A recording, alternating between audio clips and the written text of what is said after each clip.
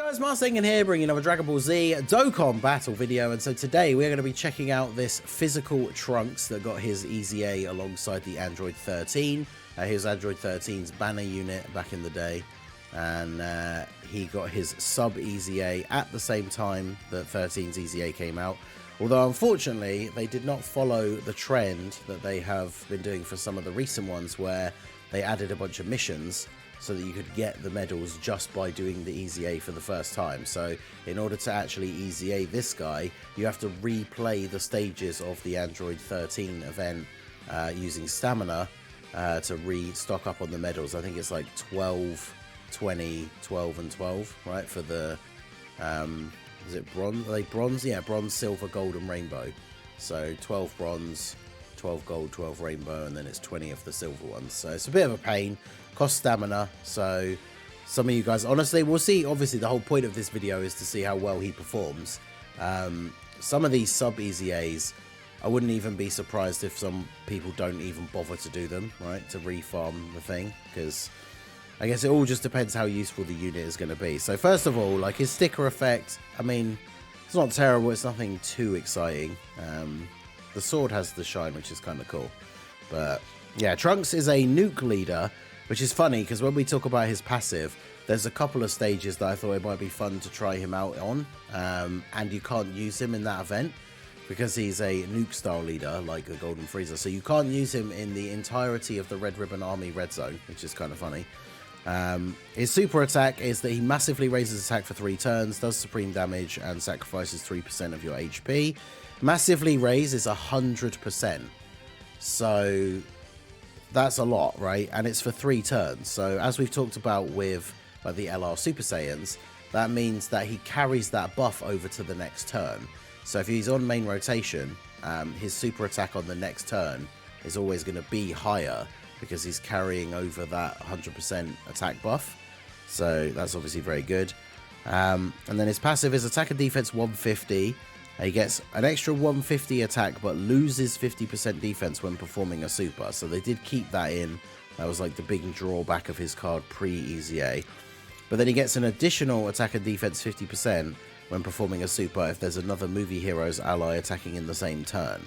So I'm assuming because those are both on super, the plus 50 and the minus 50, they would cancel each other out, right? Because they're both on super and they're both for the same amount. So hopefully they kind of equal out. So as long as you're running him with a movie hero's character, then essentially he isn't getting that defense debuff. He then gets defense 50% with each super attack performed up to 150. He has a chance to crit 10% with each attack received up to 50. And then he guards if you have an android or target Goku enemy. So that's the thing I was saying about the Red Ribbon Army Red Zone. Like almost every single stage is like target Goku or an android, but you can't use him in that stage. So we are going to try him out here against the Metal Cooler core, because it should be target Goku, because the core is the transformed version of AGL Metal Cooler. So if the card for the boss works the same way as the in-game card, then technically the core should still count as target Goku, right? I'm not actually 100% sure. But yeah, this guy, I'd built him full crit before. Even though I never really used him, he was basically just there to be a damage dealer. But I think now that he has the build up for crit chance and he really wants to build up his defense by getting multiple supers, I feel like you just want to go full additional and dodge. So, but obviously he's not a unit that I particularly care about. I'm not going to spend stones to change his hidden potential, right? So we'll see how we get on here. We've not got a Saiyan on rotation, but we do share Fierce Battle and Cold Judgment with Gamma 1. So we're starting off at 228 defense. The problem is, remember that, you know, we're going to get 50% on super from the build-up passive, because the lose 50 and then gain 50 cancel each other out, because we do have 2 movie heroes allies on the rotation. But it means he's going to get 50% from his first part of his buff. That's going to put him up to, what, 330? But that's it. Like, he doesn't raise defense on super or anything like that. So a little bit disappointing, really. The main thing is going to be, of course, to see what he's doing when he is actually fully built up. So not a great turn for Ki. So we'll just go ahead and do that. And we'll see what we get out of him here on the first turn. And then again, remember, we're going to keep that attack buff going into the next turn. So, obviously, Gamma 1 getting hit a whole bunch of times in slot 1 is really good. Get that build up. I mean, realistically, with this team, we just want to have like a strong unit in slot 1. Doesn't matter too much if he doesn't link super well with them, because the slot 3 units will be providing links and support. So we'll see how we go.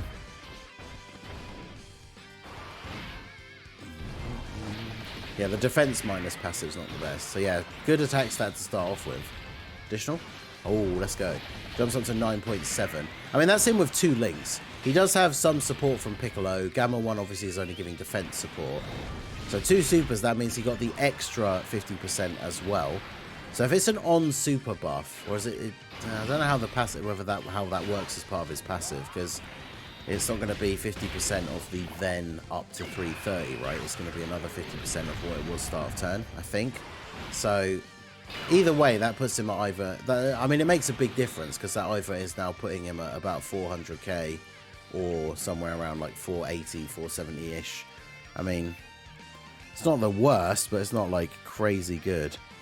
Let's get you floated here. Man, this key is awful. Is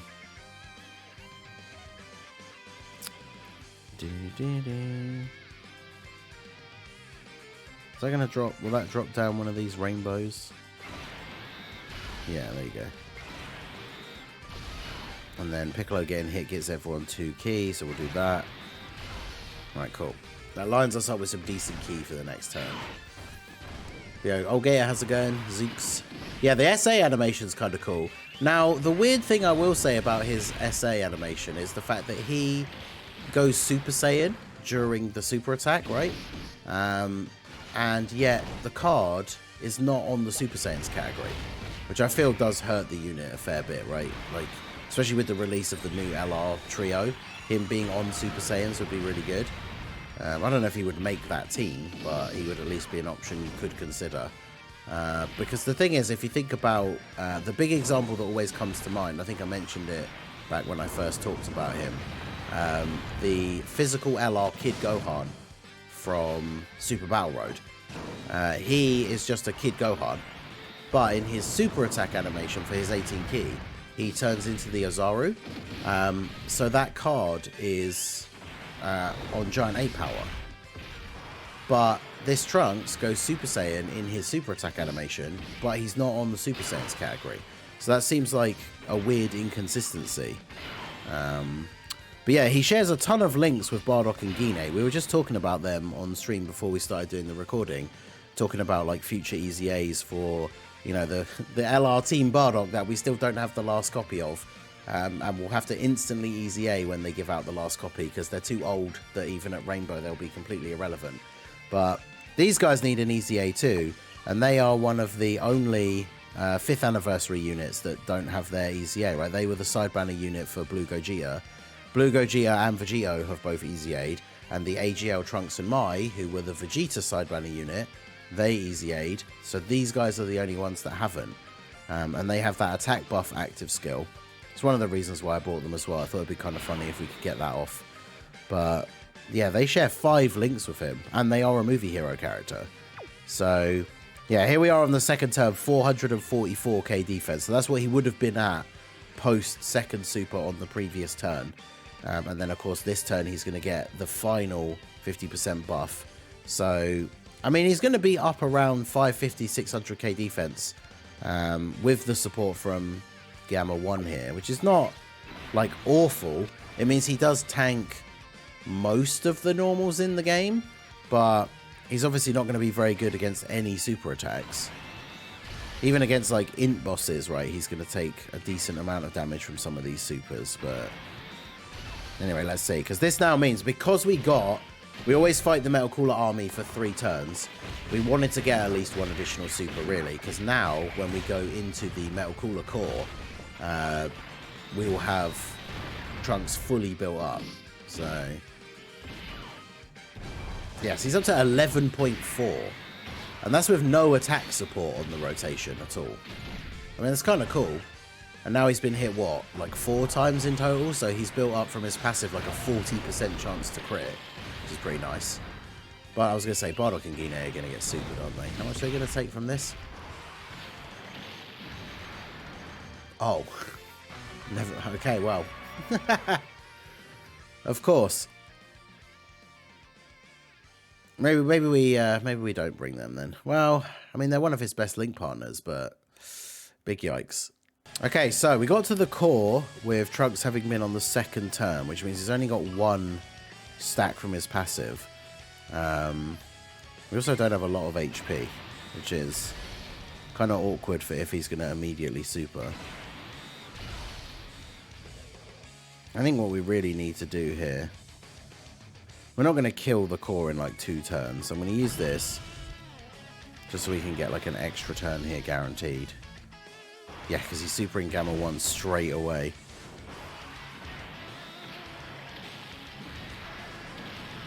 Yeah, Gamma 1 who wasn't fully built up yet. Yeah, definitely not the best like 2nd attempt here. The 1st attempt was lined up really nicely, so if it wasn't for that super against Bardock and Guinea, that would have been a pretty good setup. But unfortunately, it is what it is, as they say. Here we'll actually be able to see if Trunks does guard against the core, though, which is what I was hoping to see. Yeah, he does. So the core does count as target Goku. So the thing that I wanted to say when we were talking about his passive, we obviously talked about the Red Ribbon Army Red Zone. He's another... It's almost like he suffers from that curse that like the extreme units have, where he's almost like waiting for some new content to come out that he would be really useful for. Because if you think about the current meta, like the difficult content, right, the Dismal Future Red Zone, like specifically, there are no phases really where he would be super useful. Like the first 2 phases are against the androids and then Cell. So obviously in those phases, you know, he's got the I'm gonna do that. In those phases, he's got the passive, right? Because the first one is the future androids, and then the next phase is Cell, who is an android and is on target Goku. But then the other 3 stages are Goku Black, Rose and Zamasu, and then Fusion Zamasu, and none of them are on target Goku. So in terms of the actual current difficult stages, and then Sin if you're on Global or Omega if you're on JP, again, like, no target Goku enemy. So, oh my god. Bruh. I know I should have just used the Whis for this stage as well. Although, to be fair, even a 50%, that wouldn't have been enough. Okay, so we got back to the core on our 3rd attempt. This is our last attempt, because good old limited attempts per day. Man, they need... Oh, he gets all of his key links from them, huh? And there, Bardock and Guinea are sealed. Okay. So, Trunks was on turn 2. So, he's here on turn 1 against the core. He did get a double super, though, in turn 1. So, he's got 476k defense with the links active here and the support. We can now use the active skill for Bardock and Guinea. So, that removes... Oh, man, this is another reason why their EZA could actually be really good for some of the events. I guess there's not a lot of the meta-relevant ones that do it now, but in theory, so when I use their active skill, that should unseal Bardock and Guinea, right? Because it removes all ally status effects. That's pretty good. Raise attack by 22% for 2 turns. 22% might not seem like a lot, but remember the active skill buffs are multiplicative, so that's going to shoot up the amount of damage that Trunks is going to be able to do. So... let's go ahead and use this. And yeah, they're not sealed anymore. Perfect. Alright, so what we need to do, because unfortunately by getting the rotation to end up like this, we don't have a slot 1 unit. Now Trunks will guard, but I think we're just going to have to do this. Because realistically, I just want to see what Trunks' attack stat is going to be on this turn. So if, you know, we have to... use an item here just to make sure we survive in terms of the defense, I'm okay with that. If he immediately supers in slot 1, I think we might still die, because we got 476k defense, he's got guard, and then we have the 50% damage reduction, but is that enough? I don't actually know. I guess let's find out. Just don't super me in slot 1. Of course. Oh my god. Why? Okay, 92k. 16.6. Jeez. That's pretty good. 16.6. Damn. And that's his passive now fully built up as well. I believe that is the highest we'd see from him, especially with this setup. I mean, a lot of that comes from the Bardock and Gine boost, but 16.6. I mean, he's a unit that is just clearly there to do, like, he can do a decent attack stat. Sacrificing the HP, it's not so 3%, it's not that bad. The problem is he needs a movie heroes ally to be really good. But then, as we said already, they didn't put him on the Super Saiyans category. So you can't use him with the new LR, which would obviously be really good. Which kind of seems like a bit of a wasted opportunity, if you ask me.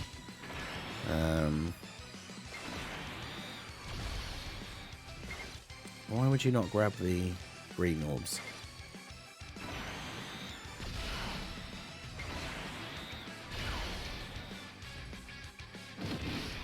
Yeah. It's weird how guard and damage reduction together, it decreased. Because, you know, we saw when we died to the super in the previous attempt. Like, this Metal Cooler core, to units with low defense, like, he's hitting for... What is his actual super attack damage? It's over 1 million. So, adding in damage reduction and guard, we took less than 100k. Whereas, like, that STR Piccolo, who's got type advantage and has guard... doesn't have any damage reduction. He still took 270k. But yeah, very impressive. I guess Trunks is, I mean, again, using the Yema. But the Yema, in theory, because it's only 50% damage reduction, that means that that super from the core would have only done, what, 180k if we hadn't used an item?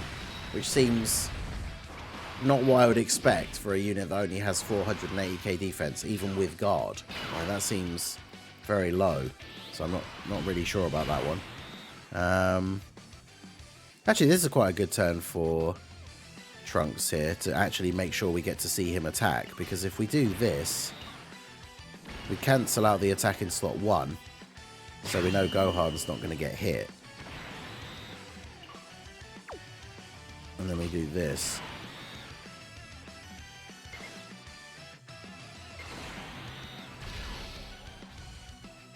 We do that, and then we do that.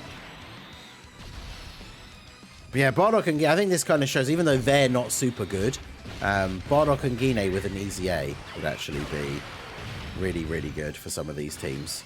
Hopefully we get that sooner rather than later. Like I say, give us a celebration that's in some way Bardock related. Do the Legends thing and bring out like a Goku and Bardock card, and then give us the AGL Bardock EZA, these guys EZA, and then the final copy and the EZA for the LR Team Bardock. Our Piccolo has 30% damage reduction. See, that's interesting, because if he has 30% and Trunks only had 50, and Trunks, I say only, Trunks had 50, which is slightly more, but took way less damage. Honestly, them only taking 50k from the core is kind of funny as well, considering how quote-unquote bad they are. I mean, in theory here, we would just do this, right, so that we actually win. But, I mean, we don't really need to see Giant Form Piccolo destroy the Metal Cooler core, because we're not going to get a chance to see Trunks again now anyway, because even if the Orange Piccolo transformation doesn't finish him off, this will be the final turn. They'll go back to this phase, right? So, but yeah, that was the physical EZA Trunks. Overall, I would say, like, he's got some interesting things about him, but you have to run him with Movie Heroes allies, and him not being on the Super Saiyan category is unfortunate for the way that kind of new team build is set up. You have to have that Movie Heroes ally, I feel like, right? Because losing 50% defense on Super, that's just not it. And then the whole guard against an android or target Goku, that would be really good if, as we said, there were more meta-relevant events where that was actually useful, because, you know, it's all well and good that he can do that against the Metal Cooler core, but unfortunately the days of this being one of the big, you know, the big stages that we tested out new units on is kind of gone, you know. Those days are in the past now. So, I guess we'll have to look forward to some sort of new events where we get, you know, stages where we can do that. But androids and target Goku specifically,